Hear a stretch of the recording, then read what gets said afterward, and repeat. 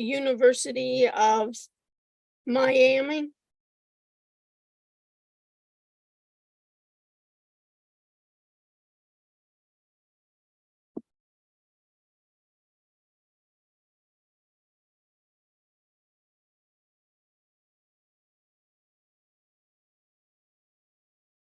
Okay, it looks like it's working.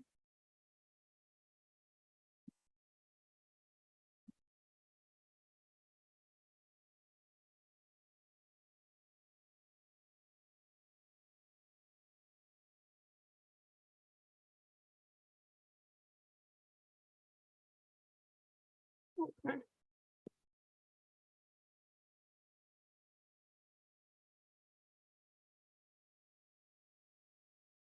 Web links. Okay. Questions before we begin?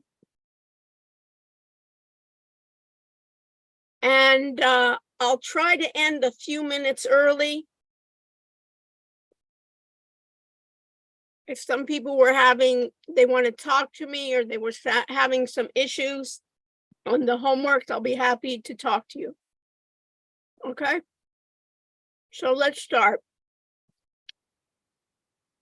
I'm going to share my screen.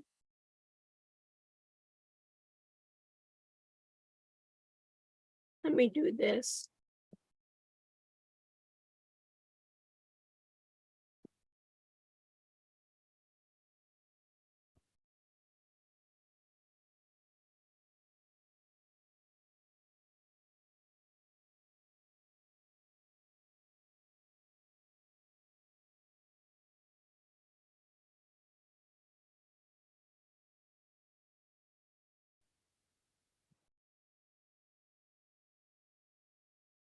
You see this? Everybody see my screen? This is something called personal AI. And what's interesting is maybe we can even think about a project where we'll review different AI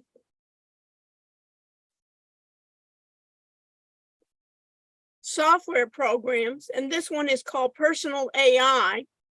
And I'm going to put this in the links where you'll be able to see Personal AI to ace your final exams.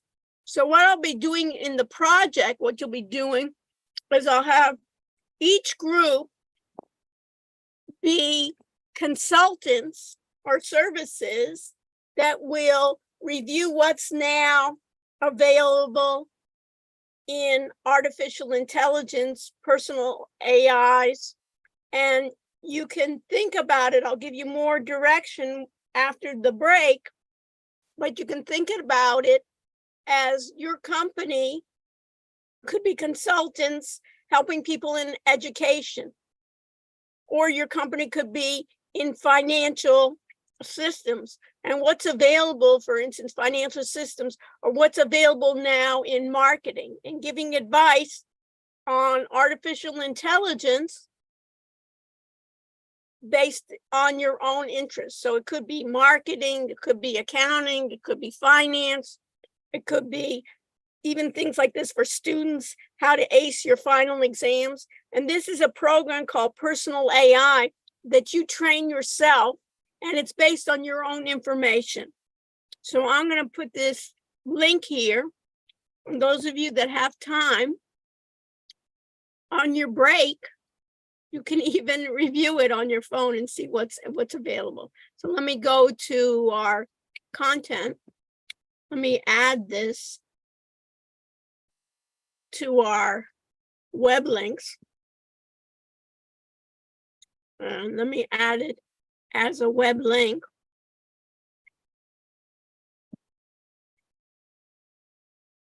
Personal AI, how to ace an exam.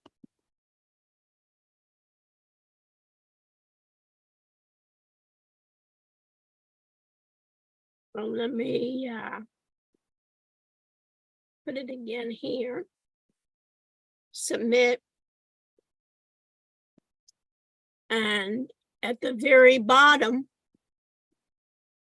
you should see personal AI, how to ace your exam. So review it and give me feedback.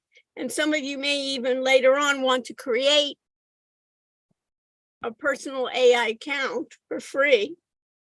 We'll also be doing, we're going to have Wix come in and give us free domain names.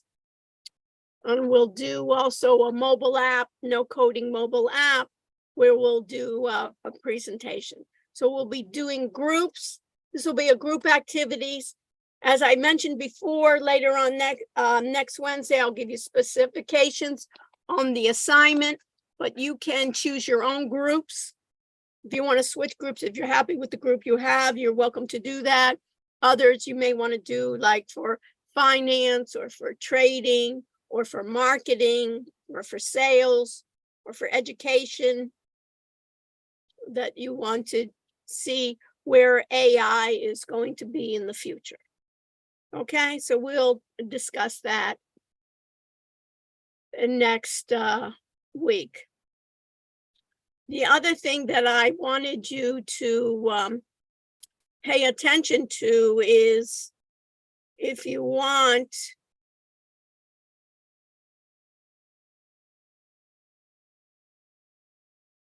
you have in your grade center, you should see 2 grades. You should see your multiple choice grade and your open-ended. Your grades will be curved. It'll probably be those between in the 90s and 80s is an A, those 65 and above a B. And if you need to talk about it, we will. I'll stay later afterwards. It'll be probably what it will be is the open-ended. It's 20 points, but I'm going to give you, it'll be 40% of your grade. So 40% of the grade will be the open-ended, 60% will be the multiple choice. Okay, and you can stay with me afterwards if you have any additional questions on that.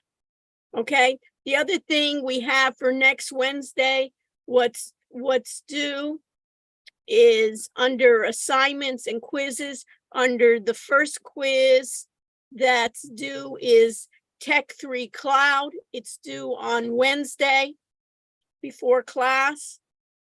And the other thing, some of you have already completed it, the Wiley Plus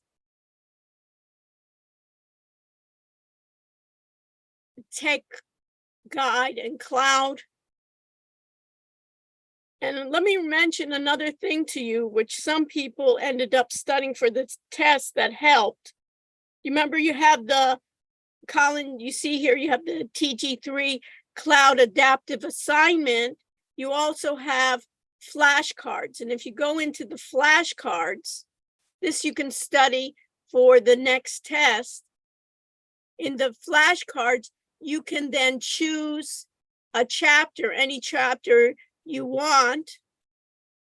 For instance, you could choose then any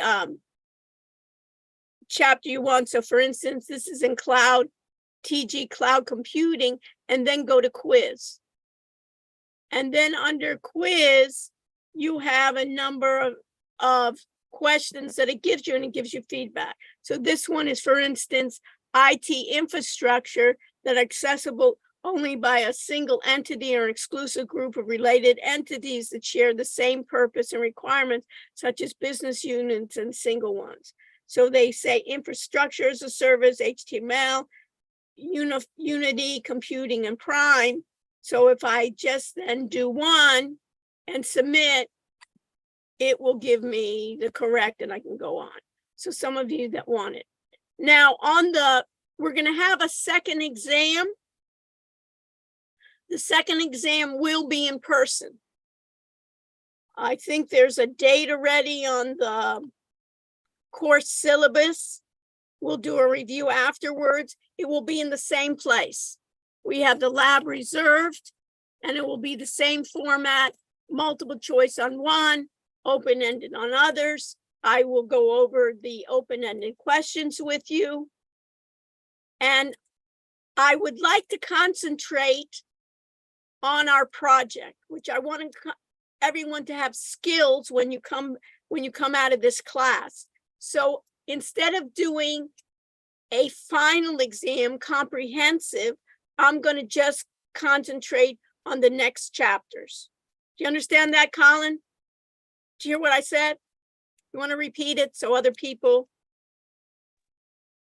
Yeah, the final exam won't be comprehensive because you want to focus on the project. So yeah, it'll be like a second exam. Mm-hmm. So don't think about it as a final exam. There'll be a second exam. And at the time of the final exam, all your materials will be due for your project. So instead of our project will be, you'll be doing presentations of your project, right?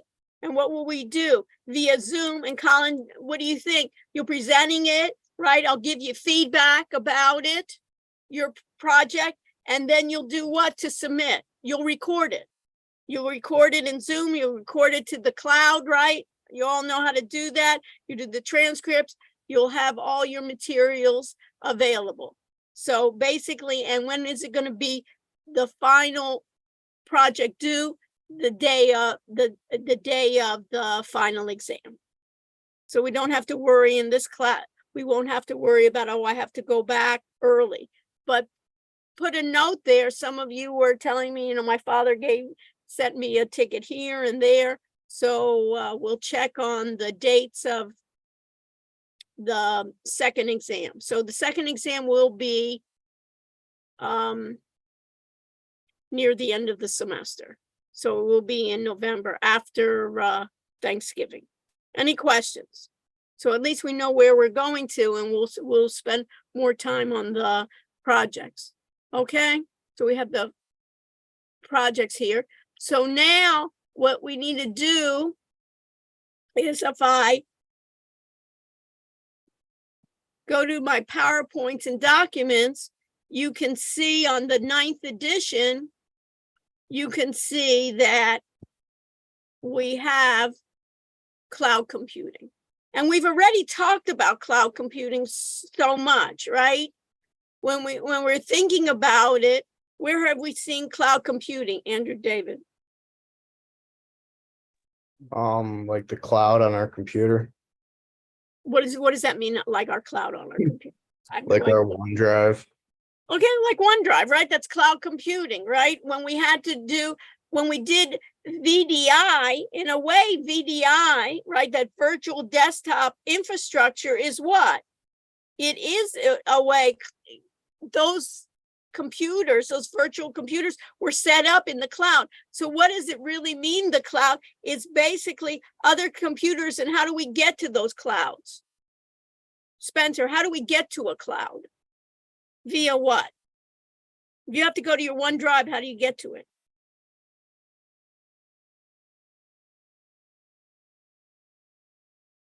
Spencer. Do you have to? Usually, like when I'm saving something from it'll give me the option to save it to the cloud. Right. And what else? What other applications do you know that are in the cloud? Almost any application you know is in the cloud now, right? Mm-hmm. What was not in the cloud, Spencer? All the things that we did, if we went to the lab, or even this one, Aiden, what wasn't in the cloud? When we went to the lab? Okay, but even for you, do you have Windows? Yes. So what was not the cloud? What software was not the cloud for you? Lost. Ninja Trader, right? When you downloaded Ninja Trader, right? Yeah. Ninja Trader resided where? Just on my hard drives. On your hard drive.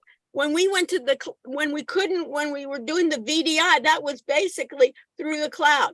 How do we gain access through the cloud, Spencer? Is basically doing what? Going through a browser. Whenever I go through a browser, I connect, I go to the cloud. When you go for your Gmail, when you go to your, basically when you go to your Instagram, it's all through what? Through the cloud. So basically, when we think about that the cloud, we need to know what is cloud computing, and it's almost like inherent in us. We've almost grown up with it, right, Dylan? You almost feel like you've grown up with it, that it's like second nature, that every software you're actually using when you pick up your phone, right? If you don't have internet connection, what happens? You're not able to do a lot of your work. So think about it as what the cloud is. Anytime I have that interconnection, that connection, it's going to be through the cloud. So basically, we got to figure out terms. Terms are what they call IT infrastructure. So IT stands for what, Aiden? What does IT stand for? What is it? Information technology. Perfect. IT is information technology, and they just are using it. What those guys in computeries do is they put these acronyms in and expect you to know what that means. But we got an IT department, information technology, and we have an IT infrastructure. And there's components of the infrastructure that we've already discussed. We discussed Aiden hardware, right? So the hardware could be your PC. The hardware could be Andrew's Mac, right? Networks, what's a network? We can think about it as a network. When I log into Canes, what am I logging into? Do you ever see it like a little message? What does it say when you log in, Colin? When you log into what? When you log into to log into Canes, when you want to get internet access when you're on campus. I don't know. Mine automatically connects, but it Yeah, it said, connects, and then there's a message. Anybody see a message? Andrew, David, do you ever see a message come up? What does it say? You're entering what? I don't know. You're entering the university's network. And do you know that, do you think you're being spied upon when you entered the university's network? Probably. Yes, it's not even probably. You're on their network and you're deciding you will act properly on their network. And since you're using their network, they have authority to see what you're doing. Never knew that, huh? But you're using them. At your homes, that's something different. But when you're on campus using it, and how do I know that? Because one of my students was doing something nefarious, and all of a sudden in the middle of the class, he was doing some Facebook games that he was making thousands of dollars a semester on, and he was violating Facebook's account. And basically they knew it via what? They ended up Facebook sent him a letter in his proper Chinese name, so he knew he was in trouble. And they also contacted the university's lawyers, counsel, telling him he had to cease and desist. And this was his last semester, and he was wondering if he could get back to Hong Kong. That's how it was. But basically, they can connect and see what you're doing on the network. Databases, we talked about it, right? We talked about databases being a number of files that are connected together. And IT services, we saw that when we were in the lab. What did I have? I had the IT services help us when we had issues with respond this lockdown. Notice I want to thank the IT services. They were there. Some semesters they are not there, and I was happy to do that. And so what they want to do, again, what do you want to do with the infrastructure? Just like we talked, this is almost a review. Develop those information systems like we did with NinjaTrader. We want to manage security and risk. Think about it. Do you think hackers would love to come into the university network? What do you think? Dylan, do you think the hackers would love to penetrate the University network. Yeah, definitely. Why? Give them access to a bunch of information. But what do they care about? Oh, that you think hackers care about your grade? You think hackers care about my PowerPoint? I don't Well, think so. What isn't there would like they other care about? information? There's data there, but what kind of data can they get? That's Maybe valuable to them. like credit card information. Credit card. So when you have to have credit card information, what else? It could Social be the Security. health information, right? The health center. They can, and they don't care what, if you had a strep throat last week or what, but they can use a lot of your credentials to do basically also sell your information in order to pretend to be you. Get systems. So they say now healthcare data is more valuable than credit card information. Why? Anybody ever have I got it sometimes calls for, there was fraudulent, I had some fraudulent transactions on my credit card. Am I responsible? Spencer, am I responsible if somebody steals my credit card and uses my number? They don't have to physically get my credit card. All they have to use is what? My number and what? That special 3-digit code. Am I responsible as an end user? Technically, yes, but can't you say that, like someone hacked you? Okay, technically, yeah. What do you think, Aiden? You can normally just like make up anything just to at least get somebody to view your case and then talk to them about what happened. Okay, what do you think, Lena? Are you responsible in a credit card? Somebody uses your credit card number. I feel like you can like make a claim and then they like go. Basically, this is it, folks. You are not responsible. The credit card eats it up. So if they eat it up, Ryan, you think they're going to cut off your credit card right away? If they see a suspicious transaction? Yes. And how do they do those suspicious transactions? Or a lot of times they're using artificial intelligence, neural nets, to train the system to look for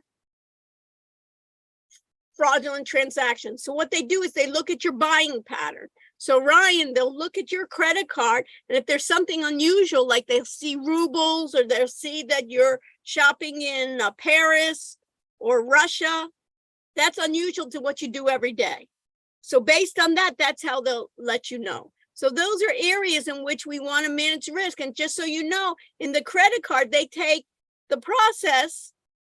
In health information, they don't have something where they can cut off the account. So that becomes more valuable.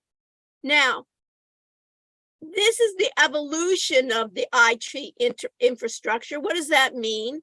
In the beginning, they had what they called mainframes. Mainframes were large computers that stood alone. And then they had what they called dumb terminals. You remember we talked about our personal computers that have CPUs that can run by themselves. What they used to call dumb terminals is they didn't have, couldn't act on its own. And then it went to our personal computers. Then it went locally, like we have in the lab, where we have a number of computers hooked to each other so we can share a printer. Then we have something called enterprise computing. And put in your notes, enterprise means a large organization. You can think of an enterprise as a large organization, and then basically something like the University of Miami is an enterprise. So they can handle all the computing power. And they run their own software. But what the trend is the university says, we don't want to hire so many people in IT to do the computing. We do not want to invent new software. What we want to do is have others do it for us, other companies, like what they call Workday, meaning payroll or accounting, or even, for Cane Link, registering classes. All of that is not done in enterprise computing, but rather what they call cloud computing. Cloud computing many times is another software company or hardware company that provides services. So when you think about cloud computing, you think about the idea of characteristics of cloud computing. So Ryan, doesn't this sound like familiar? It could be like a second open-ended question of what are the characteristics of cloud computing? What are the advantages and disadvantages? So you think about in cloud computing, it's what they call provides on-demand self-service, meaning when I want to get my service, I can get it whenever I want. So you can think about it. When I want to get my OneDrive, I want to store something on my OneDrive, I can then save it for myself. I don't have to ask anyone to save it for me, and I can do it on demand. And if I want more storage space, I can even pay for it, or my organization can pay for it. So this basically allows organizations to operate more efficiently. The university doesn't have to have the storage capability. For every student in the university, we give them OneDrive. Let Microsoft take care of it. Let Google take care of it. The university doesn't have to buy hardware, doesn't have to buy more and more hard drives to store the university's data. It basically allows for what we call fault tolerance. Fault tolerance means that the system can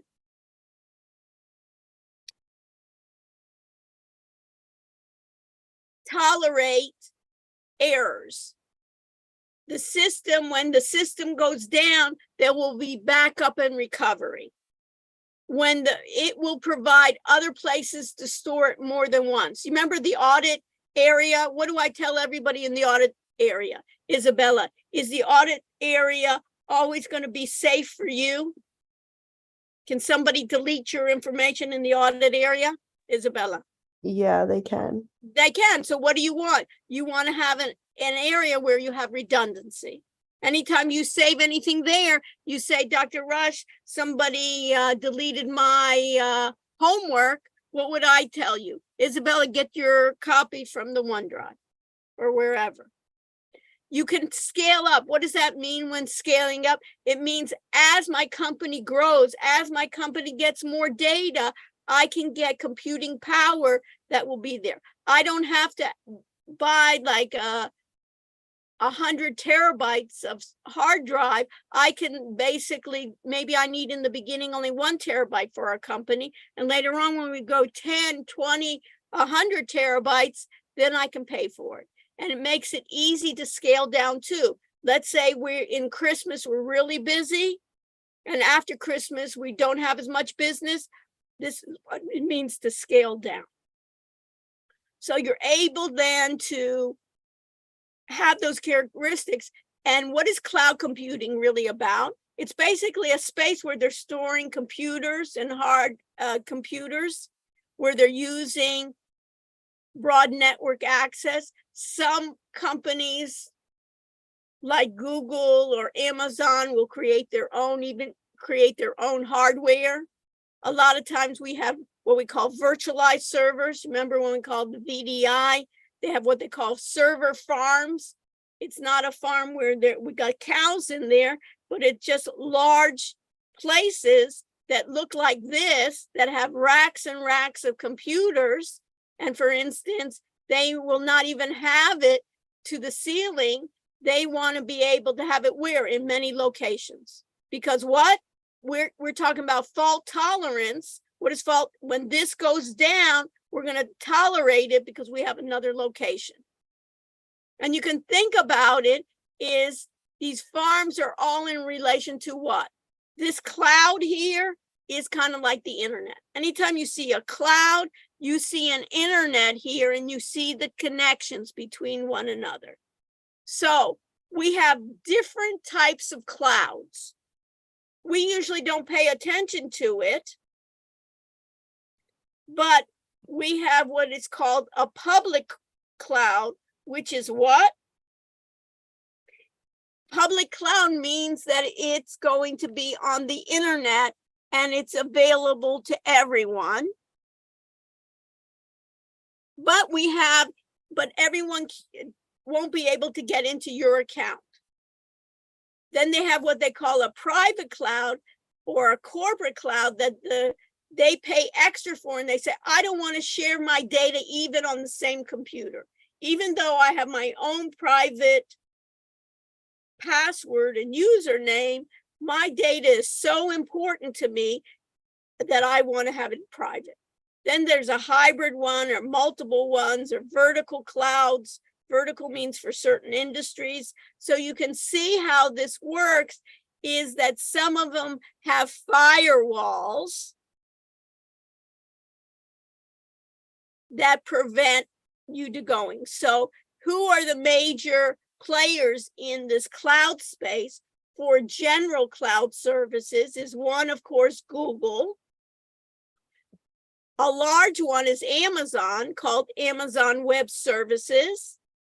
And another one is Microsoft, called Microsoft Azure. You remember when we used our VDI, we used Microsoft Azure to get to the cloud. So our VDI for NinjaTrader was using the cloud, using Microsoft. So you have then in cloud computing services, you have what they call everything as a service. These are acronyms that you need to know, but the main thing is you need to know what they mean. So it's IaaS. So as A always are in lowercase. This is infrastructure is with a capital I. S is for a service. So you can see all along, they're all services. They're all as a service. But basically you can think about it as renting. I'm going to rent the whole infrastructure. I don't want to have an IT even group. I want to go to Amazon or to Microsoft and I want to say, you know what? You get all my computers. You take care of them. You take care of all the software. You take care of all the networks. You take care of it. It's almost like outsourcing my IT group. Platform as a service, you can think about it as an operating system. So put next to platform as a service, think about it as OS, operating systems. So for instance, in this case, Ryan, what did we need in order to run NinjaTrader? What operating system? Windows. Windows. And what we said is most of our students don't have Windows, so let's use a cloud computing system, a platform as a service to give us Windows. So instead of having to put Windows on your computer or buying you, Ryan, every student a Windows computer to do the exercise, they're saying, let's save some resources and use platform as a service. It means getting operating system. So maybe we'll have Mac OS, maybe we'll have Linux, maybe we'll have Windows. And I say to myself, I don't have Mac OS. That's all right. We're going to have platform as a service. Then other times we have software as a service. And you use this constantly. Think about any software that you can use it as a service, right? My Gmail, my Instagram, my OneDrive, even Office, Google Docs, all of that can be software that what's the advantage of it? Doesn't have to do the updates. They allow that vendor that does software as a service to do the updates. And sometimes they need to update, for instance, you need to get updated, you get certain updates. Now, some things like Office, I can have it on premise where I can have it stored on my hard drive. That's not software as a service. That's just what we call software on premise, or that's going to be software that I save on myself. It's not computing because I don't need internet to gain access to it. So a way to think about it, guys, as a service really is when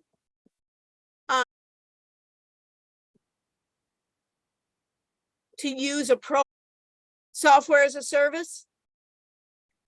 Yes. Yes, of course, right? You're not downloading YouTube. You're not downloading all the millions of videos. We are uploading, right? Right now in the class, I'm basically taking this recording and uploading it to the YouTube, right? I'm using YouTube as a service. And just the same thing in Zoom, when we use Zoom as what? If I say the recordings, we can say record to the cloud and record to the computer. If I asked you, Nicole, on a test, which one, record to the cloud or record to the computer, is record to the computer a software as a service? Record to the computer is service. Record to the cloud is a software service. Record to my computer, my recording is going to be on my computer, but the service will download it to my computer. Very good. Now, when you think about it, this is what they say. Comparison of on-premise. On-premise, another word, on-premise, they're using all this technology, these funny words here, but you know what it is. What does it mean, Andrew David, on-premise? Like on the computer. On the computer. Perfect. Andrew, you see, on-premise, another word, put it in your notes. On-premise, another one, is saved on the computer. So when you have a file, when you save it on your computer, that's on-premise. When you have Word on your computer, that's on-premise. So in this case, this line here, on-premise, means everything that's stored on your computer physically, right, Aiden? For you, since you had Windows, NinjaTrader is what? On-premise software for you, or software as a service? Software as a service. For Windows. What did you do with NinjaTrader? What did you do with it? Where'd you download it to? From my application software. Right, but you downloaded it, you had Windows, right? Did it reside? It resided on your what? On your hard drive, right, Aiden? Yes. So it's on-premise software. But everywhere else, but when we did VDI and went to NinjaTrader, what was it? You're on a roll, Aiden. Service. Software as a service. Do you understand how it is? So as a service, think about it. I get it through the internet. So here they're just talking about platform as a service. Basically what they're doing as the platform as a service is it's basically like the operating system. And basically platform as a service here, advantages is application developers, those that write the software, can develop it using the cloud. So instead of, let's say we have a number of people that are writing AI programs,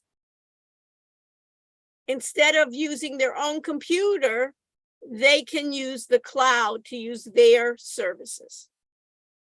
What's the advantage? Is they automatically scale to match the application demand. What does that mean? When we get more customers, Lena, what does it mean? I'm going to need more what? Hard drive space. I'm going to maybe need faster CPUs. I'm going to need to use maybe different operating systems. Then I use platform as a service. It will grow with me. So a lot of startup companies say, why should I hire a number of tech guys, buy a lot of hardware to do my calculations, I'll just get platform as a service. And you can think about it, this is great, because what's happening now in the workforce is that I can have my employees be around the world 24/7. And then what are they saying? My ongoing costs can be reduced because I don't have to have my own staff. So basically, the cloud then, the benefits of cloud computing, in the way they're saying it has a positive impact on my employees, meaning that the employees can work from anywhere and get services. That's what it means, positive impact on my employees. My employees don't have to say, hey, I'm going on a trip and my whole family is going and I need to get into my desktop computer. They say, okay, just use the cloud. So I can be more flexible, I can be more competitive. Think about it as I can rent. What are the risks? If I'm on the internet, am I more vulnerable than if I were not on the internet? Nicolette, do you understand my question? One scenario, I'm working on the internet, I'm saving my work, running my programs, or I'm doing everything on my computer. Where am I more vulnerable? On the internet or just working off the internet? I mean, you're definitely more vulnerable to cyber attacks on the internet, but vulnerable to losing your work. Right, I your need computer. to find back, right. So the risk is maybe privacy, but on the other hand, I may not, if I'm working, let's say at this organization, my IT people may not be good enough to give me the private security. So it's like a trade-off. Do you see that, Nicolette? There's a trade-off in there because in some ways I'm not on the internet, but in some ways, you know, they're not giving me the most up-to-date hardware. They're not updating me.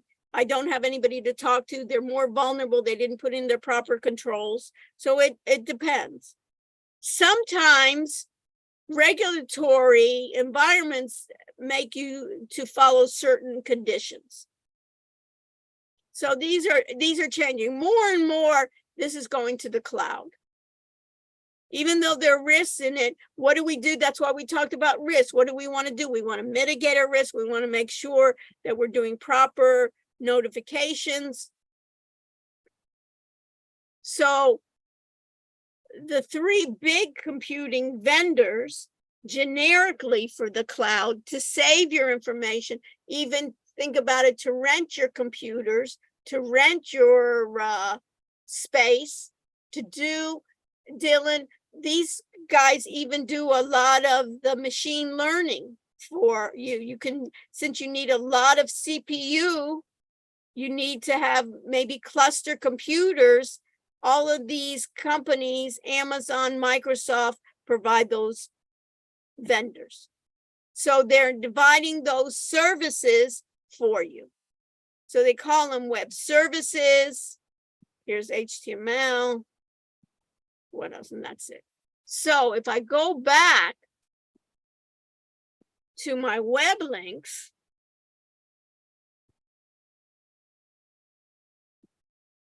really, when I look at what is a virtual desktop, that's cloud computing, right? That is all based on my cloud computing that I'm dealing with. So when I'm dealing with all that, virtualization is all cloud computing. And this article right here is what is cloud computing. You can see I have one link called What is Cloud Computing? And I have another link called Amazon Web Services. These two are the largest ones. And look at this one. Do you see this, Lena? It says, what is cloud computing? What are the benefits? What are the types? Explain. IaaS, PaaS, SSS. What is the use of cloud computing? So if I go into this cloud computing, you can see this is Microsoft's cloud computing, where it goes into what is cloud computing. Simply put, cloud computing is the delivery of computing services, including what? It's like we talked about that whole infrastructure. Servers. Servers are what? Where it's going to store the data. And it's going to have servers or computers that have a CPU. Storage. So I can then have that storage, databases, networking, software. And this is true. You see this, Dylan? It does analytics and intelligence over the internet to offer what? Faster innovation, flexible resources. So I can say, you know, this week we really are going to do a NinjaTrader project. So I need more resources. And you typically pay only for the cloud services you use. So where are you living now, Lena? Like physically living? Yeah, physically living. Are you The on campus standard- or off campus? What? I'm off campus. Okay. Do you pay for electricity? Yes. Okay. Do you pay? So you can think about cloud computing is like paying for your electricity. When you turn the thermostat down because you're too hot, are you going to pay more or less electricity when it's colder in your apartment? More because you use the AC More because you're going to use more, right? If you go away and you say, hey, let's even turn off the air, let's turn off the lights, nobody's living there, you'll pay less. So that's just like cloud computing, where they say, we're going to help you lower your operating costs because you're only going to pay for how much you use. So let's say for 6 months, we need to do some trading projects. We'll then rent it out for 6 months, Lena, and we won't have to use it again. So we're only paying for 6 months. And then do you think it gets obsolete? Sure. So you can see here, what is a good article to read is the top benefits of cloud computing. You can see is the cost, the speed, global scale, productivity, performance, and security. And the types, look at this, Lena, you look at this, a public cloud, a private cloud, a hybrid cloud, and the types of services.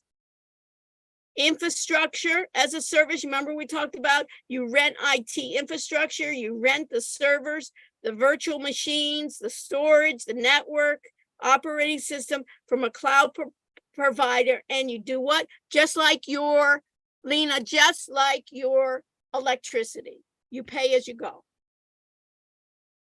Platform as a service, you're going to retire on demand, designed for developers. You have a lot of programmers that you're supervising. Instead of each one getting that software on their machines, and you're going to have to buy it 30 times or 100 times. Basically, what they're doing is, and the software they're writing for a Windows application, they'll get platform as a service. Software as a service is a way, how do we deliver software to people? How do we do the updates? We as end users use this all the time. Users connect to the application over what, Lena? The internet, via a browser, usually with a web browser, the phone, tablet, PC. So the uses, a lot of them, right? Streaming audio, video, software on demand, storing, backup, recovery. We're doing that all the time. Analyzing the data, embedding. So these are what is cloud computing. And if I look at this top one, Azure basically is the software to find solutions, basically, and look at this, AI. And AI is build and deploy your own AI solution with vision, speech, language, and decision-making. So you don't have to buy your own machines. And now everybody's talking about, I'll talk about this next week, AI in detail, is responsible AI, because everybody is scared about AI, that they're going to use my data. Microsoft is going to publish my data. They're going to train on my data. I'm an artist. They're stealing my work. And notice here, AI information, and then Hugging Face. We'll talk about that later on, but this is really new. So you can see that you can explore basically Azure AI, drive business results, and improve customer experiences with AI solutions. This is where the future is going. And how do you get started? And Azure is a company, is the product name for Microsoft for its cloud computing. And of course, they're saying we're getting into AI big time, because they took over 50% of the company of OpenAI or ChatGPT, which most of you know, right? Microsoft invested in it. So it's basically, how do you get creative innovation solutions like a portfolio of AI for developers and data scientists? So a lot of the models they're providing via Azure. So just like Azure, and just like I did before, just like we had on Azure, if I go to the web links,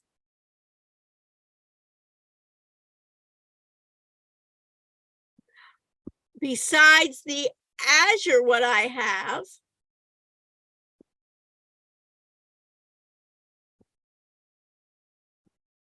is Amazon. Amazon is a competitor. And notice in Amazon, it's the same thing. I want you to read these two articles. I'll put them in the announcement. Is what is cloud computing? Again, is an on-demand delivery of IT resources over the internet, and it's pay-as-you-go pricing. Who uses it? What are the benefits? Elasticity, meaning just like in economics, it's going to scale up or down. What are the types? Infrastructure you see powering the information.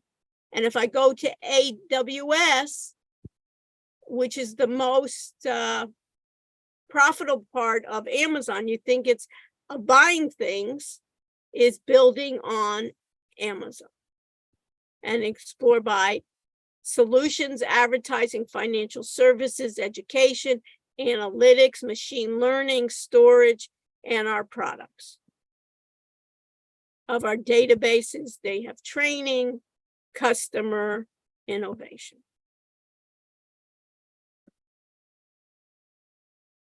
So you'll have a good break. Let me stop sharing.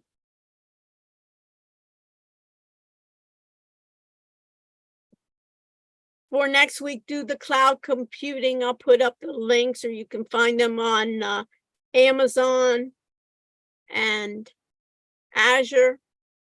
Basically, that's a good open-ended question, right? The benefits, the disadvantages, and what we'll do in class, and explain explanations.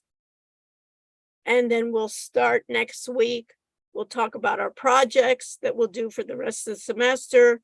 We know that we'll have, at the end of November, we'll have a second exam. And we'll do presentations of our projects and record them to Zoom and upload them. Any questions? Otherwise, have a safe fall break. Stay with me if you have additional questions on the homeworks, on other issues. I'm here for you. Okay? And enjoy yourself. That I don't have to tell you, right? You just have to tell you study, but to enjoy yourself, you guys are doing well. Okay? So I need attendance, right? I'm so excited, right? So let's do attendance. We got our group here. So let's do share. Let's go back. Where are we?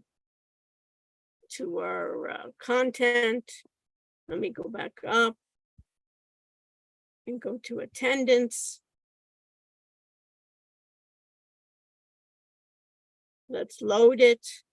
Waiting to start checking. 8171.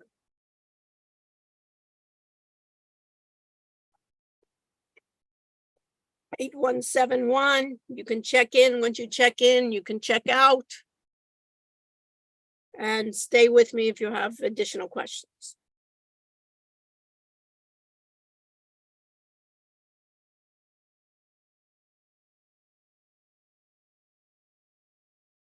Did you say our exam, like part 2, is available on Blackboard? Should be checked. See if it is. I can't see the grade on my end. Let me see. I may have extra credit. Let me see if it's there. Okay, let me just if by accident, right?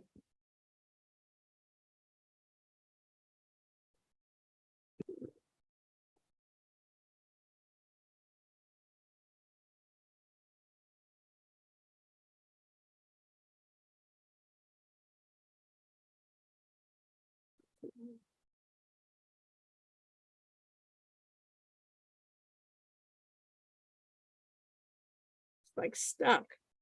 Let me try again. Let me close this.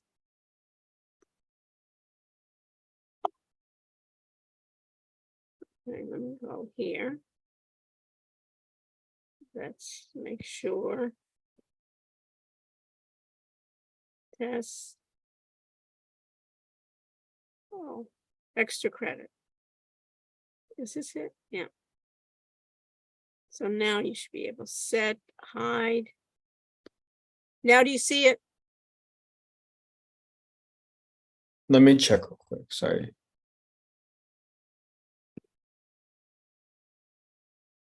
Yeah. Yeah, I can see it now. Okay. I think I need to add a column. So basically, our grade is just what we got for the multiple choice, and then you add whatever. Like if you Yeah, get, right. you get 100, you add 40 points to that. Yes. So Okay. it's basically, let me just, yeah. So we should have it. Good. So let me stop recording because I don't want to show this. Okay, stop sharing. We'll talk about it offline. Okay, so let me just stop recording. Thank you for mentioning it to me. It was like that toggle. Yeah, no Okay, problem. I'm stopping. Just want to make sure that all my recording. Stop. Okay. Okay. All right, so who has questions? I'm not let me go